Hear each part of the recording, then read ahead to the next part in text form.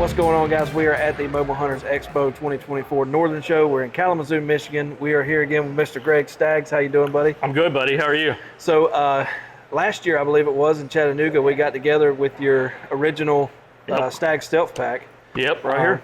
So you did pretty good with sales on that, and we blew it out of blew my expectations away, man. It was received with resounding success. People loved it, so yeah, we had to go bigger and come out with more models this year. Yeah. So you want to tell us about the newer version?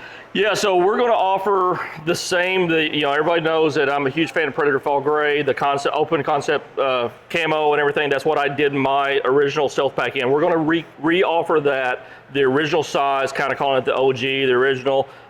It'll be in the same fabric, but we've also come out with the new large pack. So we're going to have 2 pack offerings this year: the original, the large, and the large will be in this camo pattern here. I've been telling people it's like a real tree like camo. It's not real tree. Actually, I think it's called Kennedy. But it's you can see it's kind of the more traditional sticks and limbs pattern here. Made a lot of revisions, and those revisions are going to find their way into both packs. The original one, the smaller one in the Predator Fall Gray, and the larger one. Those revisions will be complete throughout those, and it's still using the same stealth fabric. Almost, I won't say it's waterproof, but it's like as close to waterproof as you can get. It's like the highest level of water resistance. If we went over and got a bottle of water, poured it on this pack, it would run off and be completely dry to the touch as soon as the water ran off. So a pretty cool thing, you were actually working with Mike Isbell. Yeah, so Mike Isbell of Backwoods Mobile Gear actually produced these for us. So it's almost, and his hands have touched every single pack that he's been made for us. We were actually going to have them for sale at the show here. He called me a couple days ago and said, "Man, the inside banding. So if you lift up the lid, the inside banding packs are actually sewed together backwards in reverse, and then flipped inside out when you get done with the production process. And all those seams that are sewn together leaves kind of a rough edge of 3 or 4 seams coming together, or a couple pieces of fabric. And so manufacturers band them together to give it a very clean look. Well, our pack this year has so much more structure and rigidity to it. I mean, you can see it kind of stands on its own here. There's nothing in this pack, and there's a lot of structure to this pack this year. And so his machines just weren't quite capable of handling all the banding needs. And so he ordered a new machine that'll be in Monday, right after this Northern Kalamazoo Expo, and then he'll be able to finish up the production, and we'll get them out. A lot of pre-orders have already been made. We'll get those out to everyone that's pre-ordered. You can see we've strengthened up the magnets here. You can actually pick it up with the lid, and the magnets won't come undone. Nice. So the magnets we've put two different magnets in there. They're stronger magnet to begin with, and then we've doubled up the amount of magnets. So it actually takes some effort to take it off. And then Mike helped me redesign the lid. You can see that it actually offers coverage all the way around. So if someone's worried about rain, if they're hunting in the rain, it cannot get inside your pack if you put your pack like this, if you just close the lid, cover it up. Still keep the straps on the top for sticks. Now, obviously, everyone knows I'm a huge one sticker. If you want to look over, this is my personal pack that I hunt with all year long. This is my personal one stick. You can see how it nestles in between the 2 pockets. So the sticks run vertically, but if you go back and watch a video I released on my channel about the tree sticks, you'll see in that video that I've got 4 tree sticks with really high standoffs in here, and it fits just perfectly. Nice. So a lot of people think of this as just a one sticking pack. You can carry 4 sticks with it just as easily and just run them vertically between these two pouches. And the reason for these pouches, they're purpose-built pouches. There's 40 foot of Canyon Elite rope in this one, and 2 knee pads in this one. For most saddle hunters run knee pads. If you don't run knee pads, or you choose to wear them in, use this pouch for something else. But that's exactly what those are built for. And then we've got lashing straps on the bottom. So you can, the heaviest wool bomber jacket you've got, we'll show it to you here on the new one. The heaviest bomber jacket you've got will fit here on the bottom, or a lightweight jacket, doesn't matter, because these are actually, you can cinch these up as tight as you want to. Actually have little things built into it so that you can actually pull it as tight as you want to and cinch it in and then release it. So don't have to worry about losing your jacket on the way in, don't have to worry about wearing it in and sweating it up. Water bottle pockets on either side, or slip a limb saw in there. I usually have a water bottle on one side and a limb saw on another. We also added a full length pocket this year. So if you're a guy who likes to carry a water bladder with you, if you're doing a lot of hiking or hunting in the mountains or whatever, slip a water bladder in there, run it out that way. These pockets are same as we had last year. They're dedicated for SD cards, and then if you put the SD card in there, and then you can just pull this out. You don't have to fish the SD cards out with your fingers. Just put them in that way.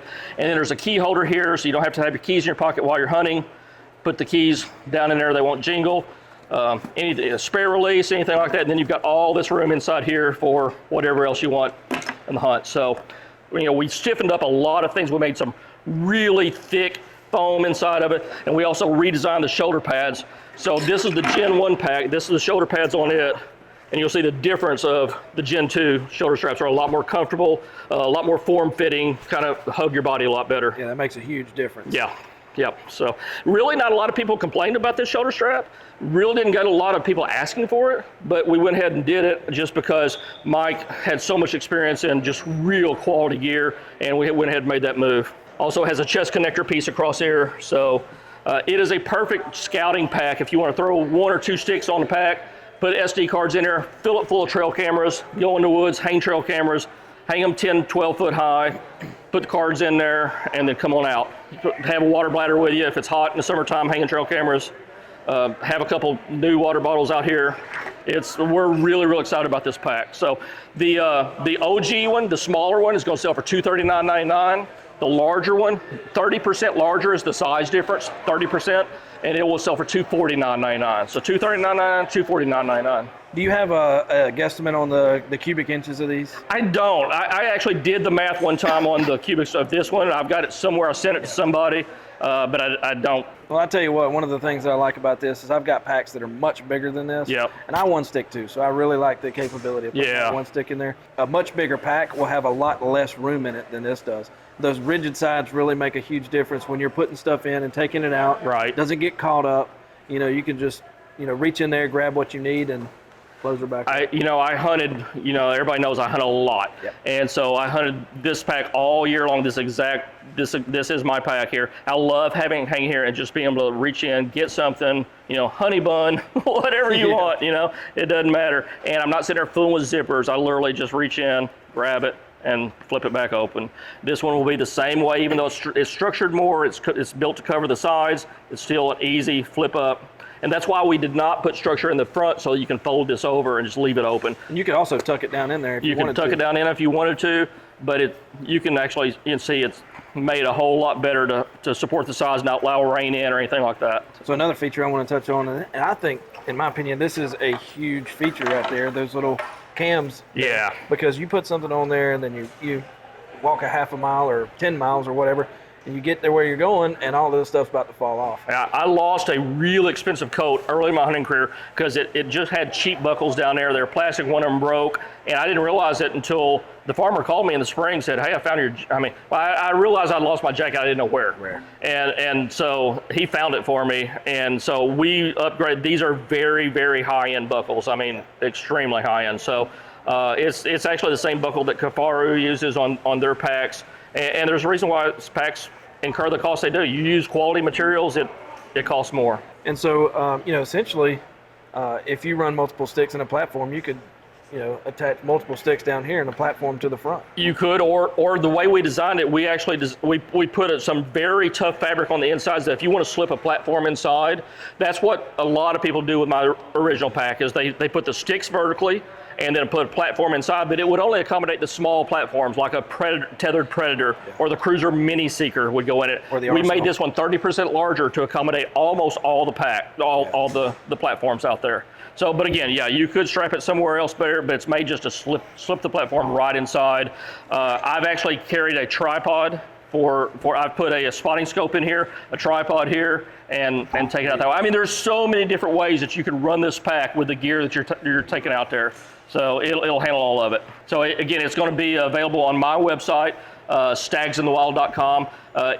Dano is doing me a favor because I'm having these hand built pretty much one at a time by Mike Isbell from Backwoods Mobile Gear. The cost went up this year on my end. Trying my best to keep the cost to the retail end user, the consumer, about the same. And so, but I don't have the margin to allow Dano to sell it through Eastern Woods Outdoors, but he's going to be super nice enough for me to allow me to host a link on his website that all the people that go to Eastern Woods Outdoors and where they're used to finding it there, it's going to pass through to my website. Can't thank Dano enough for that. So we're still going to try to get something in the future where we can get back to working where he's actually, you know, profiting a little bit from it, make a little bit of money for helping me out so much that he does. But this year, his link's just going to be a pass through straight to my website. So you can go to Eastern Woods Outdoors, click that link, it'll pass right to staggsinthewild.com, or you can go straight to the source, staggsinthewild.com, and buy these, and we'll take it and get it shipped out to you the next day. Very nice, man. I think you hit this thing out of the park. You did very good with the other one. I think this one's going to be a big. Yeah, the little tweaks that people, you know, we sold a ton of these packs. You know, there's hundreds of these packs out there in the marketplace right now, and we were talking about before we started this video. You don't see a lot of them come up. People are pretty happy with them, but the little bit of feedback we did get, you know, people wanted a little bit of a redesigned lid. They wanted a little bit more strength in the magnets. They wanted side coverage so the rain couldn't get in. You know, we made the bottom lashing straps a little bit longer so that if people have a really heavy wool bomber jacket, it won't accommodate. I carried one in on that one, but we just made it easier. So all the little tweaks and feedback we heard, we implemented it into the Gen 2. Man, I appreciate you taking the time. Well, thanks, man. I appreciate you taking the time to let me talk about it. All right, so it's staggsinthewild.com. Yep, staggsinthewild.com. Go check them out.